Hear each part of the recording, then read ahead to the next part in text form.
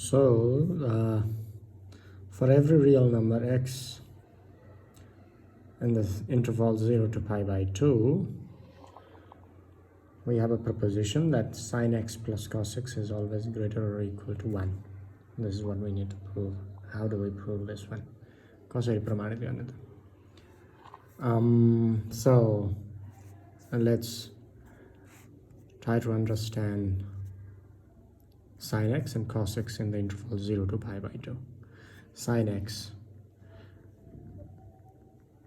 x in the interval 0 to pi by 2, right? के हुन्छ त?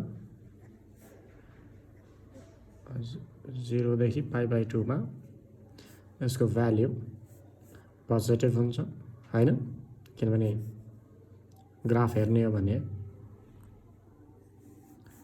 0 is here अनि let's say pi by 2 is here. sin x यसरी increase हुँदै हुँदै जान्छ, राइट? अनि त्यसपछि घट्दै जान्छ, pi by 2 मा ठ्याक्कै 1 पुग्छ भनेपछि 0 to pi by 2 मा पोजिटिभ हुने भइहाल्यो। अनि त्यसपछि अर्को कुरा चाहिँ 0 देखि 1 value somewhere in between, right? त्यो कुरा पनि थाहा भयो। अब अर्को कुरा cos x को नेचर कस्तो छ, यो फंक्सनको नेचर कस्तो छ in the interval 0 to pi by 2। 0 to pi by 2 मा चाहिँ के छ त, cos x 0 बाट बिस्तारै के हुँदै आउँछ, pi by 2 मा 0 हुन पुग्छ cos x को चाहिँ, हैन? किनभने cos x भनेको 0 मा कति हुन्छ, cos 0 equals to 1 हो। अनि pi by 2 मा चाहिँ cos कति हुन्छ, 0 पुगिन्छ। यसरी घट्दै जान्छ। तपाईले ग्राफ हेर्नुभयो भने हो के, if you look at the graph. अब हामीलाई इन्ट्रेस्टिङ क्वेसन के छ त भन्दाखेरिमा यस बीचको कुनै पनि x लियो भने 0 देखि pi by 2 को बीचमा कुनै पनि x लियो भने 0 देखि pi by 2 मा कुनै पनि बीचमा कुनै पनि x लियो भने अनि त्यसको sin x को भ्यालु यहाँ छ अनि त्यसको cos x को भ्यालु यहाँ छ। यो दुईटा जोड्दाखेरि 1 भन्दा धेरै नै हुन्छ भनेर प्रमाणित गर्नु पर्यो। कि त बराबर 1 हुन्छ कि त 1 भन्दा बढी हुन्छ। यहाँ दुईटैको भ्यालु एउटै छ। sin x पनि को भ्यालु यति नै छ अनि यो x मा चाहिँ विशेष x मा cos x को भ्यालु पनि उति नै छ। तर त्यो दुईटै जोड्दाखेरि 1 भन्दा सधैँभरि ठुलो हुन्छ भन्ने कुरा हामीले प्रमाणित गर्नु पर्यो। अब यो म्याथमेटिक्समा प्रमाणित गर्न कुनै पनि if you are given something to prove एकदमै राम्ररी प्रमाणित गर्नको लागि अनेक उपायहरू छन्। म आज चाहिँ तपाईहरुसँग चाहिँ यो प्रुफ बाइ कन्ट्राडिक्सन त्यसको बारेमा थोरै एक्सप्लोर गरौँ है त। कसरी प्रमाणित गर्ने proof by contradiction. Proof by contradiction मा के हुन्छ त भन्दाखेरिमा तपाईले मान्नुहुन्छ कि कुनै चीज के हो त पहिला कुरा प्रुफ बाइ कन्ट्राडिक्सन भन्न खोजेको हामीले कुनै पनि चीजलाई अप्रोच गर्दाखेरि कसरी प्रमाणित गर्न सक्छ अनेकौं उपायहरू छन् है। त्यसमध्ये यो प्रुफ बाइ कन्ट्राडिक्सन भनेको मानौ ए चाहिँ सही हैन भनेर पहिला मान्ने, दिएको फ्याक्ट दिएको चीज चाहिँ सही हैन, नट ट्रू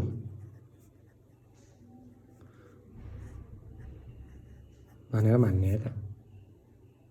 दिएको चीज नट ट्रू भनेर मान्ने, सत्य होइन भनेर मान्ने अनि त्यसलाई मानेर गर्दै गर्दै गर्दै गर्दै अनेकौं स्टेपहरु गरिसकेपछि लास्टमा तपाई केमा आउनुहुन्छ त भन्दाखेरिमा कुनै थाहा भएको फ्याक्ट, थाहा भएको ट्रुथ, थाहा भएको सत्यसँग तपाईले कन्ट्राडिक्ट गर्नुहुन्छ। के थाहा भएको सत्यसँग कन्ट्राडिक्ट गर्ने भन्न खोजेको जस्तै के भन्दाखेरिमा मानौ तपाईले के गर्न सक्नुहुन्छ भन्दा मानौ कुनै बाटो छ हैन, कुनै बाटो छ ल, यो बाटो छ।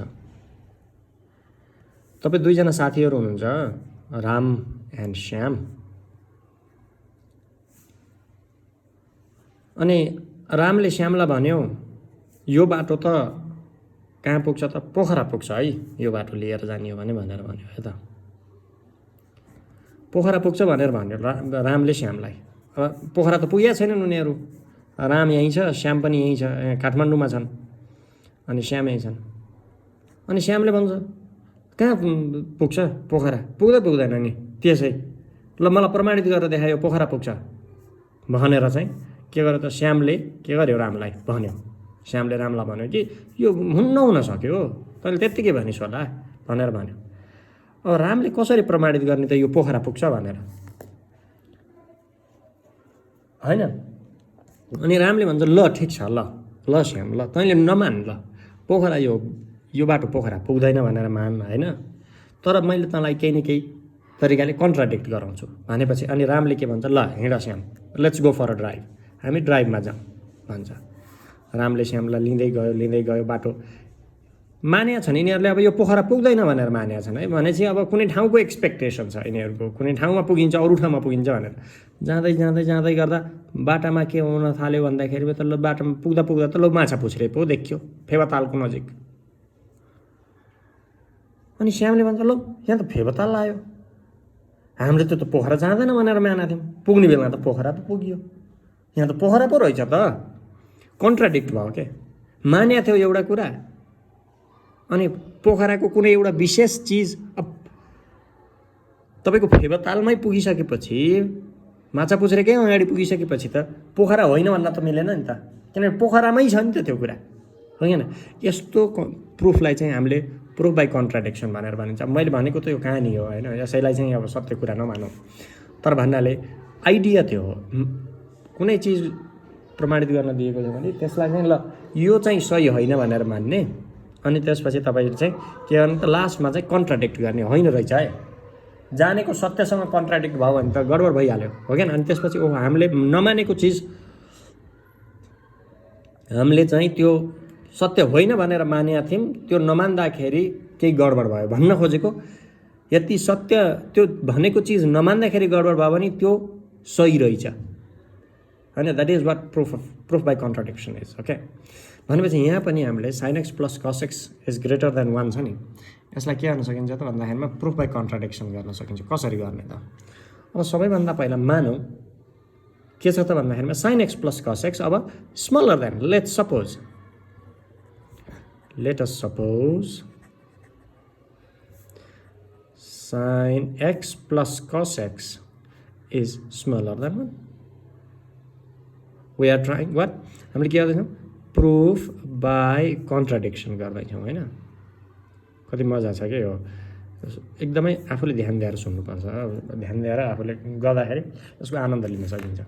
प्रुफ बाई कन्ट्राडिक्सन मानौँ sin x plus cos x चाहिँ smaller than or equal to 1 छ है त, हामीले मानेको। अब यो मानिसकेपछि अर्को कुरा के पनि थाहा छ, अब हामीलाई थाहा भएका चिजहरू त sin x इज फर के त 0 to π/2 मा त sin x के छ? 0 भन्दा ठुलो छ, किनभने नेगेटिभ त हुँदैन नि त 0 देखि π/2 मा त, होइन? अनि cos x पनि के छ? Greater than 0 for 0 x belonging to π/2 x, होइन? भनेपछि अब sin x plus cos x पनि त 0 भन्दा त ठुलै हुनु पर्यो नि। यदि sin x 0 भन्दा ठुलो छ, cos x पनि 0 भन्दा ठुलो छ भने sin x plus cos x 0 भन्दा ठुलो चिज 0 दुईटा जोडेपछि त 0 भन्दा ठुलो हुनै पर्यो नि, होइन र? के हुनु परेन? होइन, कुनै दुईटा नम्बर छन् 0 भन्दा ठुला छन् भने तिनी दुईटा जोड्दा पनि त टोटलमा पनि त 0 भन्दा ठुलो, भनेपछि हामीलाई दुईटा चिज आयो। हामीले मानौँ कि sin x plus cos x 1 भन्दा सानो छ, कन्ट्राडिक्ट गरेका छौँ है, अनि त्यसपछि sin x plus cos x चाहिँ 0 भन्दा ठुलो हामीलाई थाहा भयो। अब हामीले के लेख्न सकिन्छ? 0 sin x plus cos x, होइन? अनि स्मलर देन 1, यही भयो। हामीले यदि कन्ट्राडिक्ट गरियो भने त, यदि यो कुरा सत्य होइन भने त, यो कुरा सत्य होइन भने त, यो कुरा सत्य होइन, sin x plus cos x चाहिँ 1 भन्दा स्मलर हुन्छ भनेर हामीले कन्ट्राडिक्ट गरियो भने त, होइन? कुनै चिजको लागि यहाँ भनेपछि यो पनि यो सही हुनु पर्यो, यदि यो हो भने यो सही हुनु पर्यो, के हुनु परेन? पर्यो नि। अब दुवैतिर अब 0 पनि सबैतिर स्क्वायर गरौँ, स्क्वायर गर्दाखेरि पनि इनइक्वालिटी त एउटै रहन्छ यदि तपाईसँग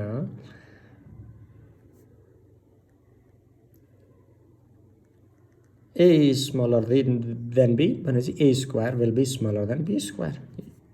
स्क्वायर गर्दा फरक पर्दैन नि त यदि साइन एउटै छ भने पोजिटिभ नेगेटिभ छ भने त भन्न सकिँदैन है त्यहाँ फेरि ध्यान दिनुपर्छ त्यही कुराहरू चाहिँ a b should be greater or equal to 0 यो कुरा ध्यान दिनुपर्छ त्यो इनइक्वालिटी युज गर्दाखेरि चाहिँ अब 0 square sin x plus cos x को होल स्क्वायर 1 को स्क्वायर 0 को स्क्वायर 0 हो a plus b whole square को फर्मुला के छ यसलाई खोल्दाखेरि के हुन्छ एक्सपान्ड गर्दाखेरि sin square x plus 2 sin x cos x plus cos square x 0 sin square x plus cos square x त 1 हो plus 2 sin x cos x हैन अब के आयो हेरौँ है अब यहाँ के आयो 1 plus 2 sin x cos x त के हुनु पर्दो रहेछ 1 भन्दा सानो हुनु पर्ने रहेछ भनेपछि 2 sin x cos x चाहिँ के भन्दा सानो हुनु पर्यो 0 भन्दा सानो हुनु पर्यो तर sin x पनि 0 भन्दा 0 अथवा 0 भन्दा ठुलो छ यो त कतिखेर मात्र सत्य हुन्छ कतिखेर मात्र सत्य हुन्छ एट 0 मा चाहिँ के हुन्छ यो सबै 0 बराबर हुन्छ किनभने 2 sin 0 इन्टु cos 0 भनेको 0 हुन्छ अनि 2 cos pi by 2 sin pi by 2 यतिखेर पनि यो 0 हुन्छ 0 र पाई बाई 2 मा 0 हुने भयो हैन एक हिसाबमा अरु ठाउँमा त सबै यो त के छ 0 भन्दा त ठुलो हुन्छ which is not true at 0 बाहेक है यो चाहिँ यसैले 0 बाहेक र पाई बाई 2 बाहेक मा चाहिँ x belong this is not true भनेपछि कतै न कतै त गडबड भयो नि त हामीले यदि यसलाई सत्य मानियो भने त यो सत्य हुनुपर्ने थियो तर यो सत्य त होइन भनेपछि कतै न कतै यो स्टेपमा त गडबड छ गडबड कुन ठाउँमा छ भनेपछि मानेको चिज गडबड छ भनेपछि यो त सत्य होइन भनेपछि के रहेछ त प्रुफ बाइ कन्ट्राडिक्सनले के भन्छ त sin x plus cos x चाहिँ के हुँदो रहेछ ग्रेटर अर इक्वल टु 1 हुँदो रहेछ भन्ने कुरा प्रुफ बाइ कन्ट्राडिक्सन यसरी गर्ने